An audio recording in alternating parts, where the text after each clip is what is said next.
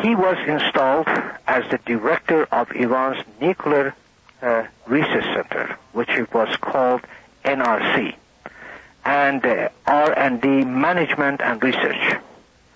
During the next few years, after 1974, Tarzadeh successfully conducted a massive program to obtain and install the technology capable of producing nuclear weapons. And this was in what time period? 1974. 74. Now, one thing that the audience should bear in mind is that in this time period, and this was this late 74 after Nixon was out of office? That was that's correct. But Henry Kissinger, as a matter of fact, in 1974, this happened by mid-1974. Okay, then Nixon perhaps would have been in his closing days, but the Nixon and Ford administrations, from a national security standpoint, were a continuum, and Henry Kissinger, who was the primary architect of American national security policy and foreign policy in that time period, had tabbed the Shah of Iran, and of course we know that in 74, from your previous information, or previously disclosed information, Richard Helms, former CIA director and U.S. ambassador to Iran, learned in that same year that the Shah had cancer, and then the search on behalf of the U.S. national security establishment for a viable and sufficient anti-communist successor to the Shah began, the Islamic fundamentalists having been that tabbed successor. But the American geopolitical viewpoint in this time period was that the Shah, with his billions of dollars in oil revenues and consequent ability to purchase advanced weaponry, represented a very important element in Iran. Beyond that, a very important element in America's strategic position or strategic interests in that world by representing a military and armed bulwark against possible Soviet expansionism. That's correct. So that this is the national security background and the strategic background to what Fara is talking about. Go ahead, Fara. Now, the reason that this is of a major significance, which I brought up to your attention and I promised your audience, and this would be aired for the first time, because on July 6, 1976, the NRC director, who was Dr. Tarzadeh, signed a deal with a company called Gifted Inc. of Los Angeles, which it was a conduit of Albert Hakim Multicorp. Now, this was an Albert Hakim proprietary? That's correct. And this was in what time period? That was in July 6, 1976. 76. So we're already seeing Albert Hakim and Company, and again, there's that pun, the company being a nickname for CIA, being utilized well before the Iran-Contra scandal came into public. In fact, almost a decade precisely before the public became aware of the Iran-Contra scandal, and here some of the machinations were already apparently underway. Now, what we find also very interesting. Fara, just 1 second, if I could jump in. Sorry for interrupting. But on July 6th of 76, had George Bush been confirmed as CIA director at that point? He was a CIA director. So Bush was CIA director on 7/6/76, just about on America's 200th birthday, as a matter of fact, the bicentennial. And here's Albert Hakim, according to your research, is helping he's involved in activities which would give with Mr. Taharzadeh? That's correct. And this would give Iran a nuclear capability? That's correct. Okay, now, go ahead.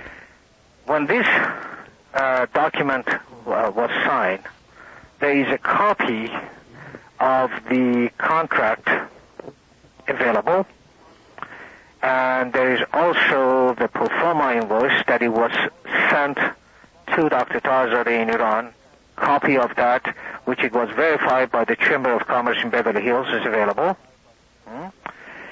This contract was for a laser equipment designed to enrich weapon-grade uranium, and Tarzadeh became a silence partner in a Gifted Inc. In the deal, although the sale export of such equipment at the time was illegal, Hakim's partner, who arranged with a CIA contact to get it through U.S. Customs, in the Los Angeles Times article, which it was published on August 22nd, 1979, Gifted Inc.'s president, whose name is Naim Perry, and is spelled N-A-I-M, Perry, P-E-R-R-Y, he justified his part in the deal by saying, and I quote, this is from LA Times article, quote, he says that he had no technical background and became involved because Liscom Corporation, Liscom was actually the manufacturer of that laser equipment, had no experience getting export license and that sort of things, close quote. Now this is by the president of Gifted that sold these uranium enrichment lasers to Tarzadeh in Iran. And he stated that who did not have the expertise? The Liscom Corporation and the scientists who designed this laser equipment did not have the owner of Gifted did not have the technical knowledge, and he says the only reason that he became involved because Liscom Corporation, and that is spelled L-I-S-C-H-E-M, which was the manufacturer of the lasers, did not have any exporting license experience, so Mr. Perry and Albert Hakim's contacts were able to arrange the export license for sending and selling this material to Iran. Okay. Now, on November 4th, 1976, the CIA assessment, while George Bush was a director, in a secret communique to Iran, is asking, now remember this is 2 days after the election of President Carter. Mm-hmm. It says, quote, indication of Iranian decision to undertake nuclear weapons development. Are they any sign that Iran plans to violate the provision of a nuclear non-proliferation treaty? Close quote. Now, is Iran preparing for a nuclear war in the Middle East is the issue today. Listening to all the Bush administration's warning that we heard just before the Clinton's election to the White House about the recent nuclear acquisitions by Iran from such places as China, Kazakhstan, and Tajikistan, Pakistan, and also the North Korea, one might wonder what they failed to mention. And what's interesting that this, as you mentioned, these charges were being aired in the American media during the closing months of the Bush administration, and yet George Bush himself, that's one of the things I wanted to determine, was director of CIA when this undertaking was begun. That's correct. Go ahead. Now, as we are proceeding with this is going to get a lot more interesting. Okay, now at some point in the very near future, Fara, I want to take a break just to give the audience a chance to rest up so that they can concentrate on what you're saying, because this will overload an awful lot of people. Go ahead. Okay. When when we know that what they have failed to mention was that Iran's nuclear weapon program was actually created during the Ford administration by the U.S. and which became very intense by 1976, and the reason that by 1976 George Bush at the CIA is asking because by that time they had a knowledge that the Shah's demise was imminent. So now they're worried what is going to happen with Iran's nuclear program. Mm-hmm. In 1974, when the Iranian nuclear physicist was sent to Iran to establish their nuclear program, Dr. Tarzadeh, as I said, he was a U.S. citizen. His top security post was at JPL Caltech in Pasadena, became the Iran's director of Nuclear Research Center. His resume, which we have a copy of, clearly states that one of his main objectives, there was a development of laser technology to enrich weapon-grade uranium. That NRC's goals were laid out in a progress report prepared by Tarzadeh in October 1975, including, and I'm quoting, quote, isotope enrichment, which we're talking about, uranium enrichment, would be involved in enrichment and or separation of isotopes. Well-known techniques and reliable scheme would be utilized. Close quote. Goes on. Laser research and development would be involved in research and development of other laser beams. The laser will be used for various aspects of science, including laser diagnostic of plasma use in fusion work and laser of military work, close quote.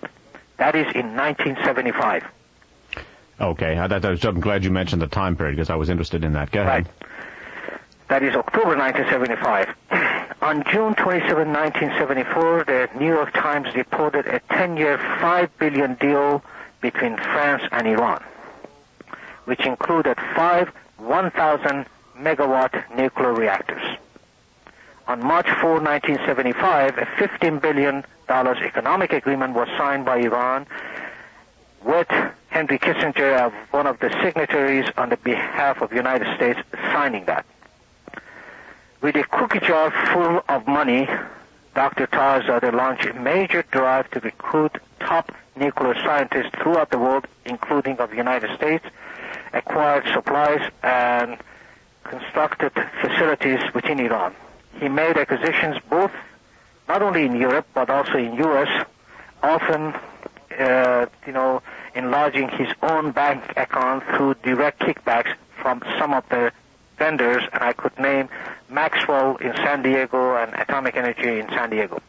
2 contracts between the NRC and the General Atomic Company of San Diego very clearly, San Diego, California, illustrates his ability to make deals.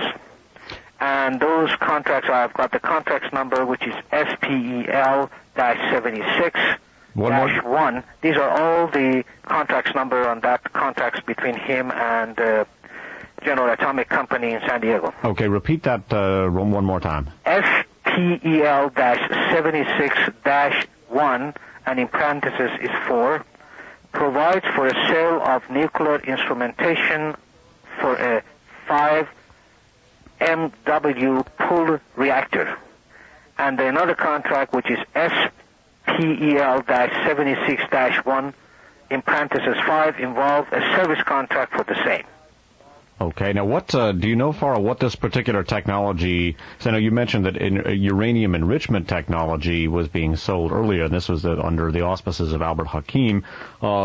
Uranium enrichment. Now, nuclear matters are not my long point. Uranium enrichment technology could be used, as I understand, to upgrade reactor-grade uranium to weapons-grade uranium, and I believe that the two are different. Are they not? Well, these laser equipment that it was sold to Iran by Gifted Inc. and Hakim's partners. The Gifted Inc. was one of the conduit of multi-corporation, which it was developed in Iran from mid-1970s. And they were buying a lot of things from the United States, from France, and in course of those transactions, in fact, what did happen was that from mid-1970s, it was Iran's military build-up, because as I mentioned, on March 4th, 1979, a $15 billion economic agreement was signed by Iran and Henry Kissinger, representing the United States. On June 27, 1974, New York Times reported the 10 years, $5 billion deals between Iran and France included the 5 1,000-megawatt nuclear reactors. Now, also we have to remember that the Defense Security Agency, which it was a DSAA, which was in charge of all U.S. military sales abroad, was always headed by someone placed there by the members of the network, which I always refer to them as the Spook Network. And from 1971 to 1977 was Lieutenant General Howard M. Fish, who was one of the avid supporters of the Shah. And in 1977, he actually boasted publicly that during his tenure in his position, he handled $36 billion in arms sales, and he indicated that 60 congressional bills had been written opposing such a sales, and he proudly said that not even one had gotten out of the committee. Okay, Fara, at this point, let's hold it at this point. I want to take a musical break just to give the audience a chance to relax, because at this point I suspect a lot of people are losing their concentration abilities. And then we'll come back, and what I would like to do would be to run through the fine points, the details of the history as reasonably quickly as we can, with at the same time as making it clear to the audience, and take this forward to the geostrategic considerations which impinge directly on the things that are unfolding on the world stage today. Because, as you pointed out, there has been a good deal of saber rattling in the American media over the Iranian nuclear capability. And I have been for some weeks now doing an archive program called The Terror Connection Part 3. And for many years I've been stressing that one of the main motivations for elements of our national security establishment crawling into bed with some of the very international terrorists that we are told we should protect ourselves against is, first of all, to justify domestic repression, a crackdown on civil liberties, broader police and surveillance powers, and also a more aggressive military posture abroad. If you can stage a terrorist incident or simply develop sufficient public credibility in the possibility of a terrorist incident, and a nuclear terrorist incident would be the ultimate terrorist incident, then a rationalization exists and popular sentiment exists for American military adventurism abroad. So we'll move through to the strategic considerations after a musical break, but I want to give our audience a chance to rest up so that they can absorb this critical information that you're presenting to them. Very good. Okay. We'll be back with you in a few minutes, Fara. Sure. And indeed, we are going to return with our visit with Fara Mansoor after a musical break. And we will continue. We've got about 2 hours left in tonight's broadcast. So music and then more with Fara Mansoor. Good evening, Fara. We're back live on the air. Hi, good evening to you too. Alrighty, now when we left the discussion, we were in the mid-1970s, and an individual whose name was, I have it written down here, Motazadi? It's Mojtaba or Moji, M-O-J-I, and the last name is Taherzadeh. Taherzadeh, okay. There was, now he was operating on behalf of the Iranian government and was securing uranium enrichment technology for the Iranian government, and it was doing so under the auspices of operations being conducted by Albert Hakim. This at a time when one of the Albert Hakim's conduit firm in Los Angeles named Gifted Inc. Named Gifted Inc., and this at the time when George Bush was director, some of it at least, when George Bush was director of CIA. Absolutely. Okay, go ahead. Now, this was, in fact, with the knowledge of the United States and particularly George Bush, that when we hear that all of a sudden George Bush's administration, they were so puzzled with Iran's acquiring nuclear capabilities from different countries, it really is preposterous. Now, one thing that we have to mention at this time, why Taherzadeh's name is an important name. Because Taherzadeh, who was the director of Nuclear Research Center of Iran, by early 1978, just before George Bush, Margaret Thatcher, and Ronald Reagan visited Iran, he resigned from that post and joined General Qarani and Khomeini's forces.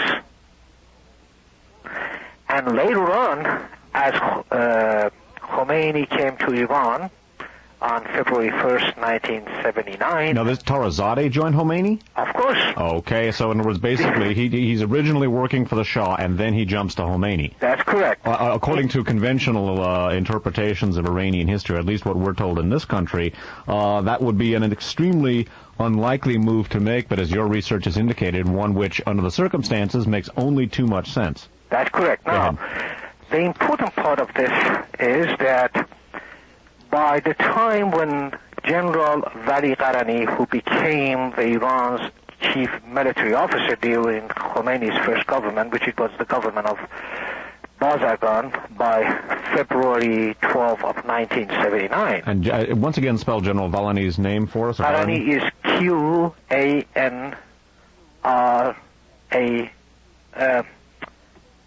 Q-A-R-A-N-I. Mm-hmm. Now, Taherzadeh became Qarani's deputy in charge of Iran's military-industrial complex. Now, why that is important? You remember that we talked that on February 2nd, 1979, Eric Van Marwat, who was with the U.S. Department of Defense representing He met in Iran with General Hassan Tufanian, who was the head of the Iran's military industrial complex, and signed that memorandum of understanding that whereby that memo gave a power of attorney to the U.S. overall Iran's outstanding military contract to have them restructured. That agency, Iran's military industrial complex, became under the control of Moji Tarzadeh. Alrighty, and it should be mentioned, too, that Erich von Marbot is part of the Turple-Wilson milieu, of which Albert Hakim was also a part. That's correct. Okay, go ahead. Now, you have asked that what would be the most important thing in regard to the nuclear program in Iran. Now, the point being, let me just sum up what we've looked at so far, Fara, for the benefit of the audience and for people who might have just tuned in, because I did get one person who just tuned in the broadcast. We've been looking at Fara's research concerning U.S. and Iranian cooperation vis-a-vis nuclear technology, which began in the 70s under the Shah, obviously utilizing a Hakim proprietary, and then some of the same people, including Tarazadeh, jumped to the Khomeini forces, which had already been tabbed by the U.S. national security establishment, or the dominant elements of it anyway, as the designated anti-communist successor to the Shah in Iran. So the nuclear technology and the nuclear capability being given Iran by the U.S. and the people involved in that then jumped from the Shah to the Khomeini government. Right. Okay, go ahead. Now, Tarzadeh's level of commitment to the nuclear independence of Iran actually very well was illustrated in the Nuclear Research Center Progress Report, which was dated April 1977. And I quote, it says, "The next century will be the last in which we will use combustion as an energy source. To depend solely on this source would be to invite disaster. The nuclear reactor is a splendid energy source." There was a conference in Iran during that time in one of the cities which became famous for the Persepolis Conference on nuclear technology transfer. An attempt was made to establish ways in which the smaller nation can break the monopoly of the larger powers and obtain the highly advanced technology they require to serve the needs of their own people. Most countries regard nuclear power as only route to energy independence. They want to make plans for the nuclear future now. The national investment needed for the establishment of the nuclear power capability is far too great a commitment to be made if the outcome is in doubt. Now, what also is important that Tarzadeh complained that Carter's nuclear policy would severely inhibit the development of the energy in the smaller countries, thus recreating their independence. Now, of course, you have to understand that the role that Tarazadeh was playing. So he continues, he says, "Some feel that Carter's statement implies a unilateral abrogation of the international agreement. This perception, on the one hand, weakens the confidence of other nations in the U.S. promises of nuclear fuel supplies, and on the other hand, may weaken the effectiveness of existing agreement. Another possibility that has been mentioned is the independence development of enrichment and reprocessing capabilities, by other nations. Many felt that restriction of reprocessing does not effectively curb the proliferation of nuclear weapons. It is too high a price to pay for marginally effective safeguard. Reliance on restriction may hamper effort to achieve more effective means of proliferation control," close quote. Now, that would set the stage that at that time, during the Ford administration and during Mr. George Bush as his tenure as the DCI, what was going on that they completely ignored.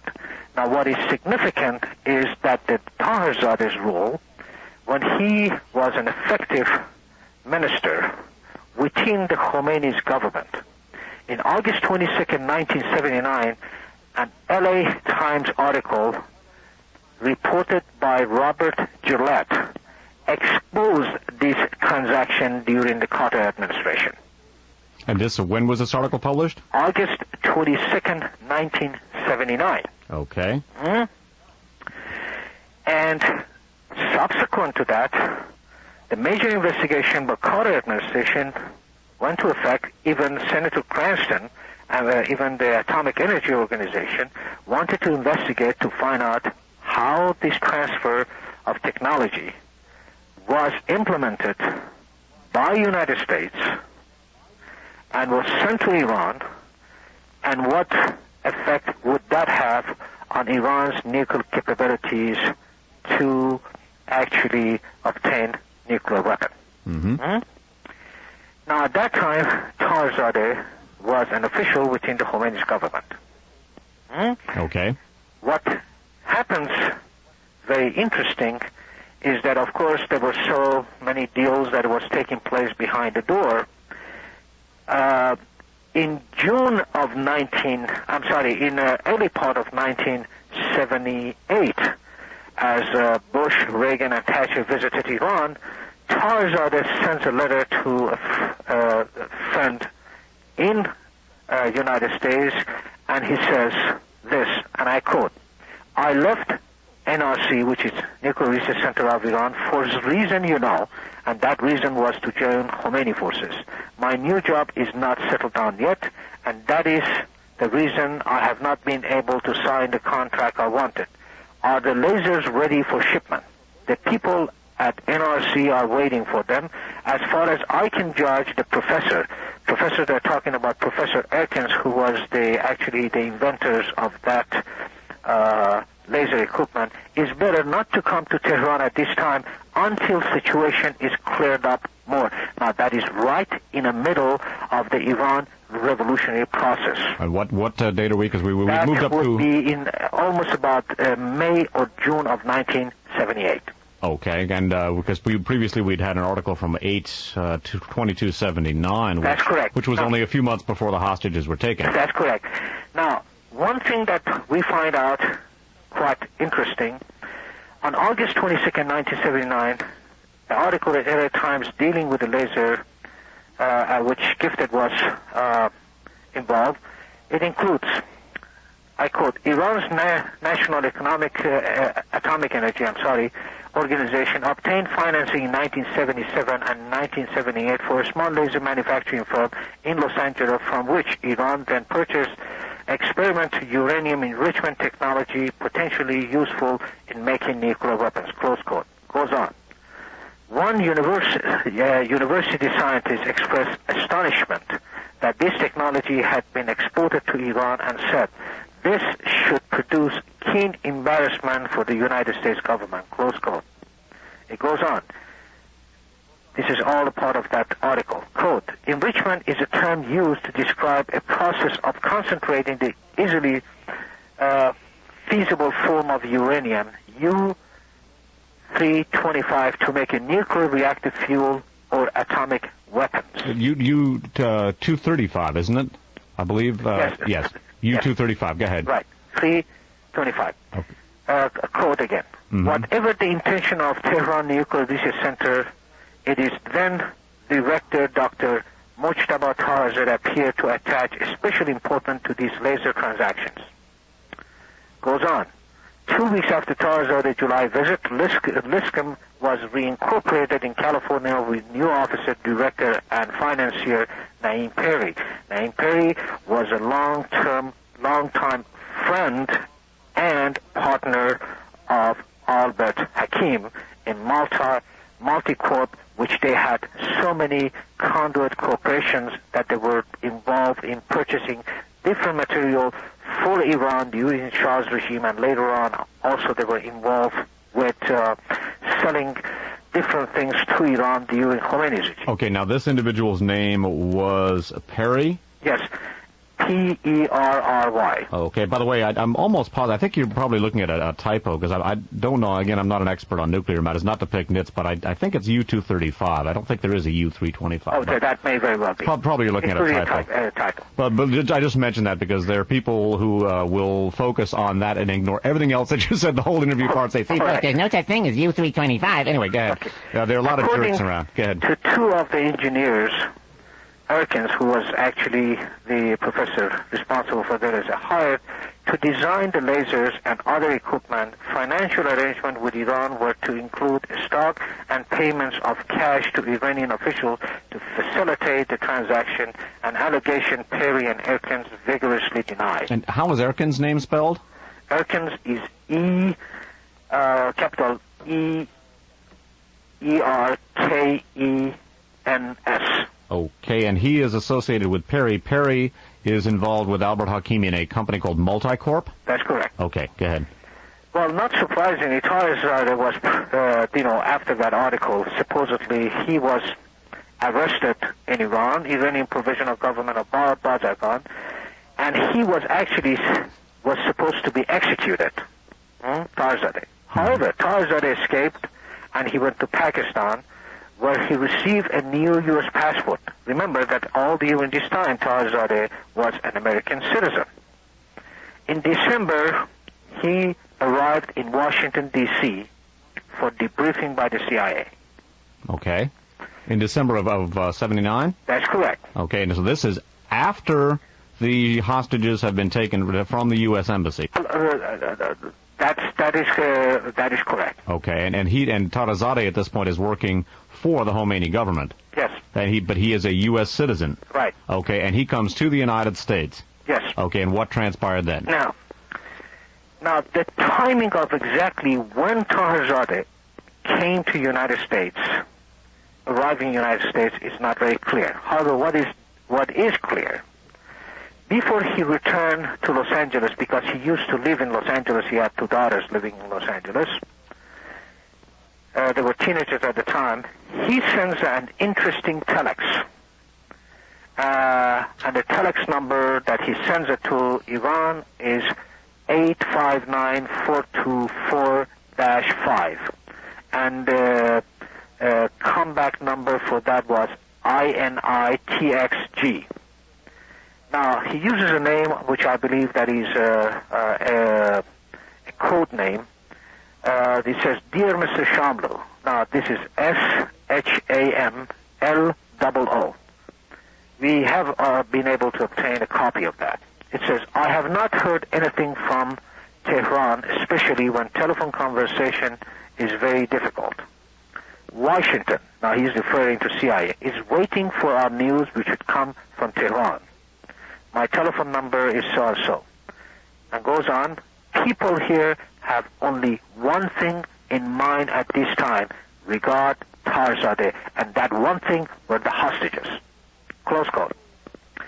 In January 1980, Tarzadeh returned to Los Angeles. He showed up unannounced to a meeting in Beverly Hills, which shocked his partners Perry and another man, Dr. Behnia. Behnia is Behnia. Okay, by the way, before we go to this, why don't you reread that last quote for us, because it's an interesting one, and it may have escaped some of the listeners. Go ahead. It says, "Dear Mr. Shamlo, I have not heard anything new from Tehran, especially when telephone conversation is very difficult. Washington," he means CIA, "is waiting for our news which should come from Tehran.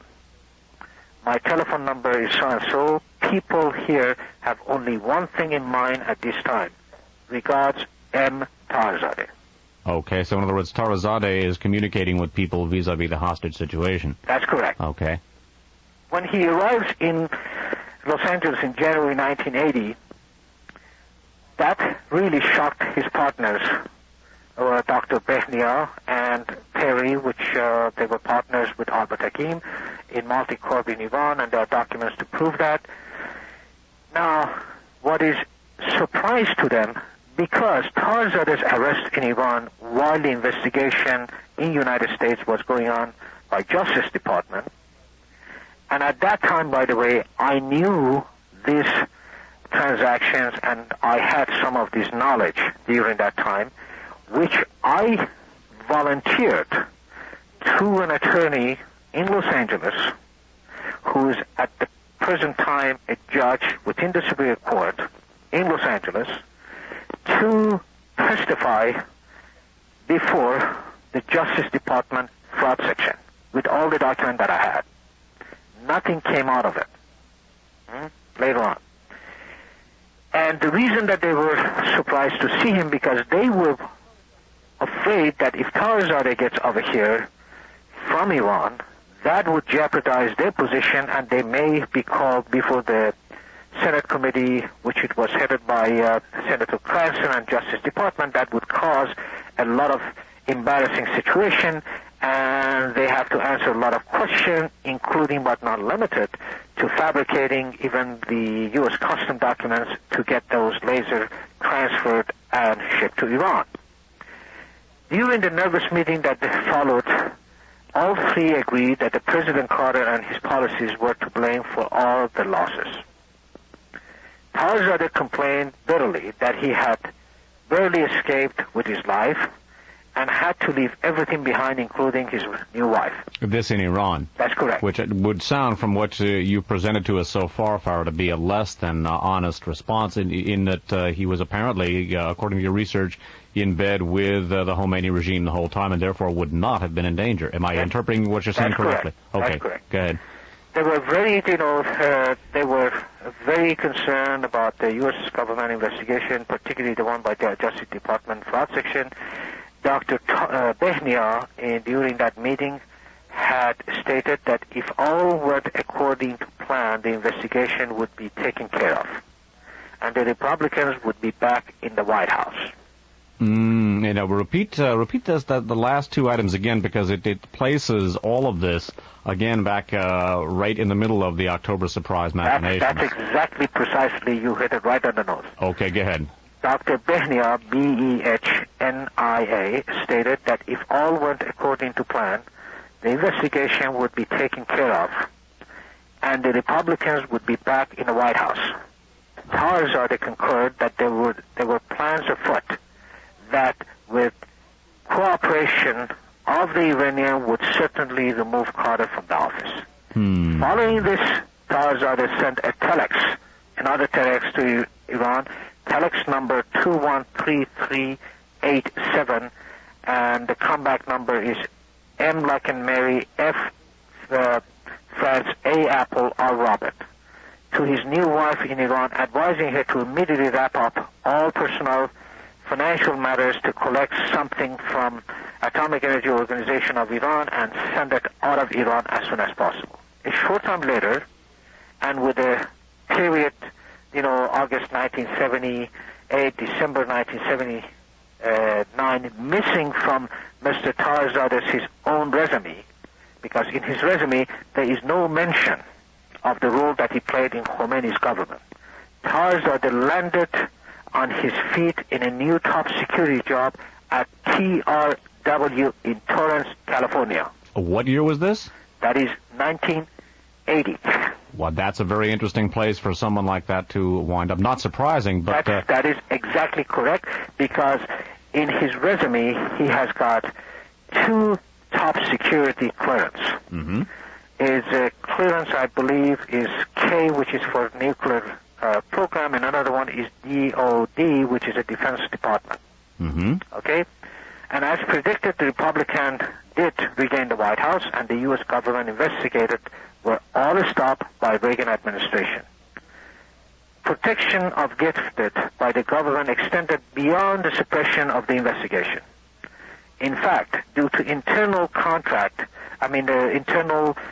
dispute between some of the partners at Gifted, one of the Gifted partners sued Gifted for non-performance, and there is a case number, and I will read that, C like in Charles, 360757, which that case on December 27, 1985, the Superior Court Judge Jack M. Newman granted Gifted a summary judgment against the plaintiff and ordered that all records of gifted, sensitive Iranian transaction, mostly military, be sealed.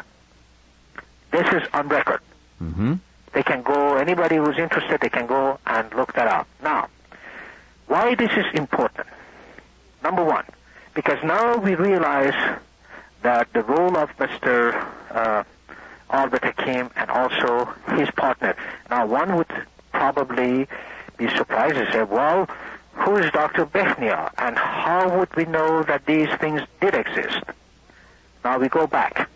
A confidential communique dated 8/24/1975 from the U.S. Embassy in Tehran during the time that Richard Helms was the U.S. ambassador in Iran says that Dr. Behnia was, quote, Vice President of Multicorp, landlord of Jim McGraw, Director of Project Peace Shield in Iran, and representative of many U.S. and European firms. All right, now, two questions, Fara. How is that gentleman's name spelled, and what is Operation or Project Peace Shield? Jim McGraw is J-I-M, and the last name is capital M-C, capital C-R-A-W, Director of Project Peace Shield in Tehran. Now, this was a U.S. government project in Iran at the American Embassy. Project Peace Shield was a U.S. government operation? Sponsored in Iran. Oh, but at the U.S. Embassy? That's correct. So this was not then directly related to the nuclear program? Yes. And now, the document also indicates that Behnia's relation to Iranian commanding general, who was the air training commander, General Company Tabrizi, C-O-M-P-A-N-I T like and Tom A-B-R-I-Z-I, who had a lot of political influence, close quote.